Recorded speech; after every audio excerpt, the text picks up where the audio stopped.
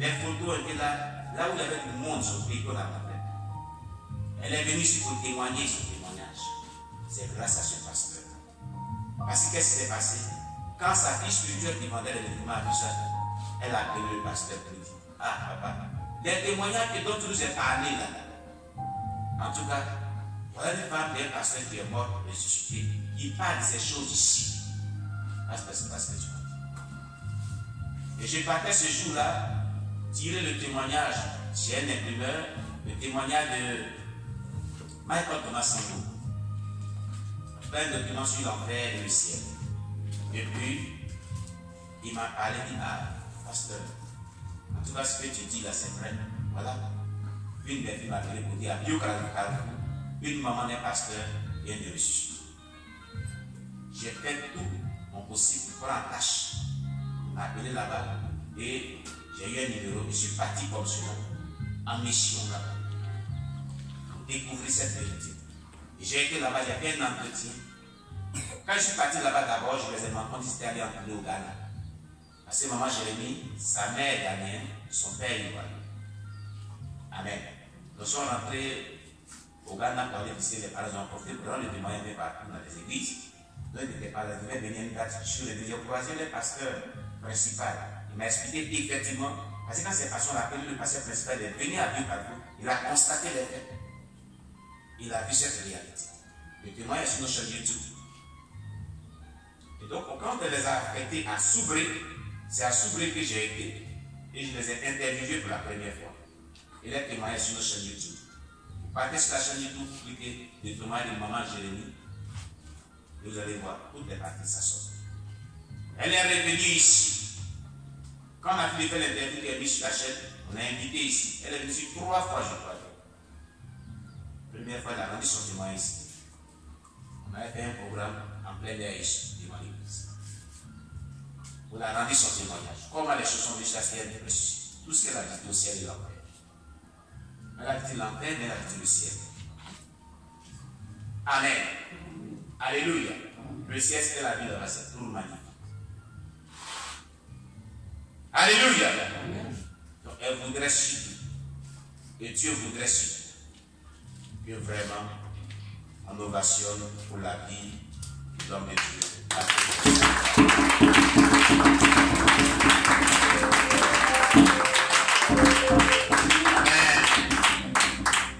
C'est un homme de Dieu véritable. Il est un témoin très puissant. Il avait rendu cela ici. Il peut dire les morts et les ressuscités. À Broma, Satan s'est levé contre lui. Satan dit: toi, tu vas voir. Il allait à la mission là-bas. Il avait rendu son témoignage ici. Et il était là. Et Satan est venu le sourire. Satan est venu derrière. Il dit: toi, allez bien.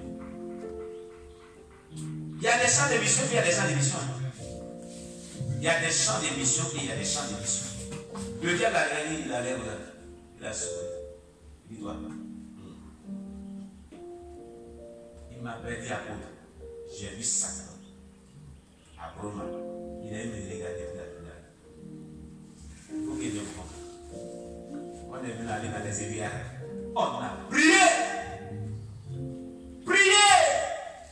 Comment on pouvait prier? Mais quand il est parti, c'est un voyage.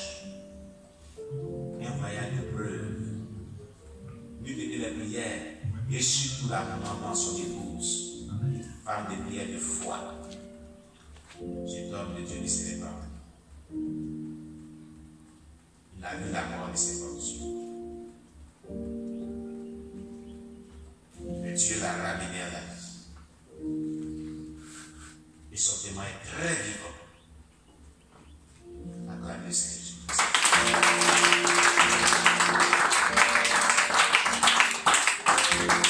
Dieu une fois ici, il a témoigné de tout ce qu'il a vécu. Un dimanche, donc un après-midi. Un midi, il a eu des vibrations de l'après-midi. En semaine, il a témoigné ici. De tout ce qu'il a vécu. Cela est sur la chaîne YouTube, par la portée sur la porte. Et son témoin est tellement vivant, tellement puissant, miraculeusement puissant. Comment Dieu l'a arraché dans les griffes du diable. est en train de tuer à petit feu. Une longue histoire, mais très merveilleuse. Très merveilleuse. Si tu écoutes, ça te réfortifie. Tu réfortifies. Et te donne l'espoir. Et te donne l'espoir. Quelqu'un a tout des mal dedans. Tout sa gorge et tout son cou était enflé comme ça. Il y avait du pus partout. On ne va pas m'embaucher. Pendant près de 1 an. Vous comprenez? Pas de nourriture. Il se rend à l'hôpital, sa femme, avec pas un sou. Les docteurs arrivés à l'hôpital de CHL de Isia ne veulent pas le toucher. Ne veulent pas le toucher, pas de problème. Il est bien mort. Vous comprenez? Il a fallu la prière, sa femme prie dans son cœur. Et Dieu touche quelqu'un. Parlez sur les autres élèves de l'Internet. Occupez-vous du système. Donnez madame, tu as l'argent? Elle dit, je vais t'envoyer la balle. S'il vit, il y a l'argent. D'accord, comme tu as l'argent. Donc, comme si tu n'étais pas content d'ailleurs. Donc, ils vont faire des ordonnances vraiment bizarres. Des ordonnances qui sont vraiment réelles, mais très, avec des prix très coûteux. Comme tu dis qu'il y a l'argent. C'est ça avec dit. On donne première ordonnance. Elle dit Jésus. Quelques minutes, peut-être l'argent fut. Et dès l'instant que Jésus a intervenu, toutes sortes d'ordonnances, toutes sortes de dépenses, l'argent venait de partout. Et là, une femme de foi et de prière. Vous comprenez? Son témoignage est là. Gloire à Jésus-Christ. Amen. Vous voyez son aspect sur sa tête, ce n'était pas comme ça. C'est ce mal-là qu'il a mangé jusqu'à son temps. Le diable voulait le détruire complètement. Mais il est vraiment un témoignage vivant. La preuve, la démonstration, la puissance victorieuse de Jésus-Christ Nazareth. Acclamez le Seigneur Jésus-Christ.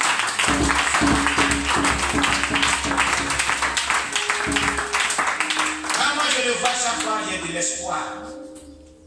Quand je le vois, quand il m'appelle, je suis content. Parce qu'un tel homme de Dieu qui a vécu cela, Jésus est vraiment des puissants. Quand je pense à son histoire, Jésus est vraiment des puissants. Je me dis, il n'y a pas quelque chose que Dieu ne peut pas faire. Quand c'est fini la première période, d'abord avant qu'il n'arrive à lui, le diable a tué sa fille unique dans cette histoire. Le diable a tué sa fille unique. C'est après ça, lui, le diable l'attaque. C'était une année où il était tellement éprouvé. Tellement éprouvé. Sa fille unique. Et après, il est descendu sur lui. Sa seule fille unique avait son épouse. Je dis à lui, je n'ai pas fini, mais c'est toi que je fais. C'est que tu es venu chercher à Boba si tu vas le voir. Et Dieu dit, c'est mon serviteur, il vivra. Et Dieu nous a donné cette victoire. Vous comprenez? La réalité des attaques et des jeux des ténèbres existe. Bel et bien, existe. Les démons, les sorciers, Satan existe. Il est fort, mais n'est pas plus fort que la puissance suprême de Jésus. Et donc, s'il y a une personne qui a un problème de Jésus est puissant. Jésus peut te délivrer. Jésus peut te sauver. Jésus peut anéantir les forteresses sataniques du diable. Jésus est le conquérant, le victorieux, le roi des rois, le premier, le dernier, l'animal de roi, le Seigneur des seigneurs, le tout-puissant. Il est avec toi, il est avec nous, il est sur la race, le Seigneur présent, et il veut vraiment faire des choses merveilleuses. Alléluia. Il n'y a aucune puissance puissance satanique peut triompher de Jésus-Christ et ses enfants si seulement et seulement que ses enfants vivent dans la sainteté. Parce que le roi David a dit, dans Psaume 108, verset 8, Dieu a dit, dans la sainteté je triompherai. Dans sa sainteté je triompherai. C'est dans la sanctification qu'on a la victoire.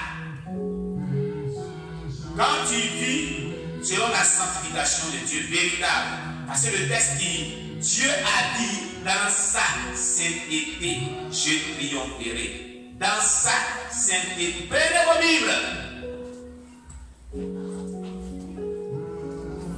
Il a assis. Oh Jésus-Christ. Et à moi aussi. Il a perdu le raison.